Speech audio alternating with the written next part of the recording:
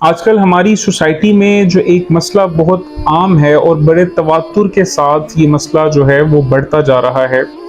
وہ ہے گھریلو ناچاکیاں، میاں بیوی کے جھگڑے، میاں بیوی کی نا اتفاقی۔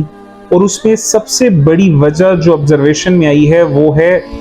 ڈویژن آف رائٹس، کہ حقوق اور ایک دوسرے کے جو میاں کے بیوی پہ حقوق ہیں اور بیوی کے مرد پہ شوہر پہ جو حقوق ہیں، ان کی ڈویژن میں جو ہے وہ کمی ہے، ان کی ڈویژن میں ایکویلٹی نہیں ہے۔ اگر شوہر یہ سمجھتا ہے کہ میرے بہن بھائی ہیں، میرے والدین ہیں،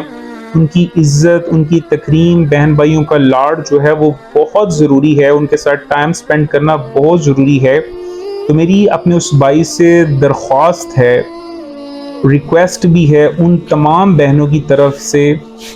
جو اپنے گھر میں اپنے شوہر کی طرف سے یہ چیز فیس کرتی ہیں کہ جب وہ اپنا پورا ٹائم اپنے شوہر کے والدین بہن بھائیوں کی خدمت میں صرف کرتی ہیں، لیکن جب ان کے اپنے والدین اور بہن بھائیوں کی باری آتی ہے تو اس کو طرح طرح کے طعنے تشنیع سننے کو ملتے ہیں۔ لہٰذا میں اپنے تمام بھائیوں سے گزارش کرتا ہوں بڑی مؤدبانہ انداز میں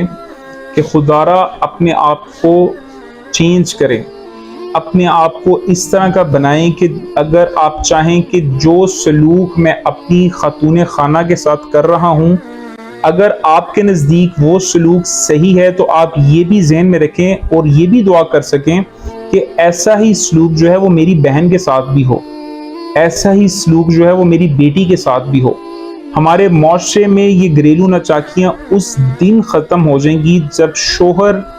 یہ سمجھ لے گا کہ جیسا میں شوہر، جیسا میں انسان ہوں، اللہ پاک ایسا ہی شوہر میری بیٹی کو بھی دے۔ اور جب بیوی یہ سمجھ جائے گی کہ جیسی میں بیوی ہوں، جیسی میں عورت ہوں، اللہ پاک ایسی ہی بیوی میرے بیٹے کو بھی دے، تو یقین جانیں کہ ہمارا جو معاشرہ ہے بہت سی قباحتوں سے، بہت سی بربادیوں سے محفوظ رہ جائے گا۔ لہٰذا ان تمام چیزوں سے بچنے کے لیے آئیں ہم شریعت مطہرہ کی طرف، نبی کریم رحمت للعالمین صلی اللہ علیہ وسلم مبارک کی سیرت مبارکہ کو پڑھیں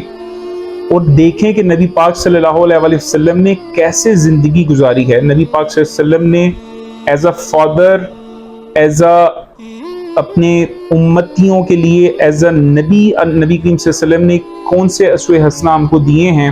کہ ہم اس اسلام کے ماننے والے ہیں کہ جس نے ہم کو بیت اللہ شریف میں داخل ہونے سے لے کے بیت الخلاء میں داخل ہونے تک کے آداب بتائے ہیں۔ ہم کو اس چیز کے بارے میں